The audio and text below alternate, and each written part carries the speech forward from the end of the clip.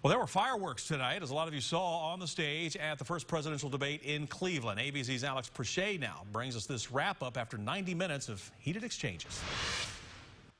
Good evening from the health education campus of Case Western Reserve University. President Trump and former Vice President Joe Biden on stage together for the first time in Cleveland.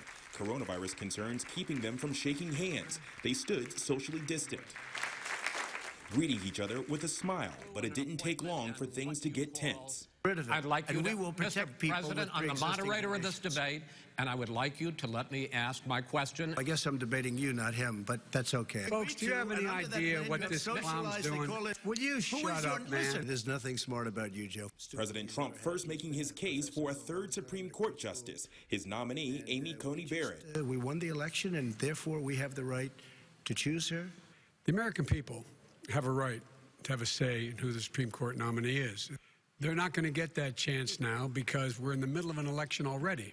The men also at odds over the response to the coronavirus. If we would have listened to you, the country would have been left wide open. Millions of people would have died, not 200,000. Look, you folks at home, how many of you got up this morning and had an empty chair at the kitchen table because someone died of COVID?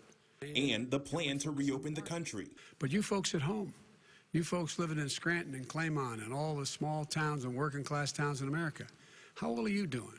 So did you. People want their schools. No, people want their schools open. They don't want to be shut down. They don't want their state shut down. And then on taxes, in that bombshell report from the New York Times investigation, depicting the president struggling with tens of millions of dollars in debt, racking up huge losses from investments like his golf courses and hotels, and reportedly not paying federal taxes in 11 of the 18 years examined.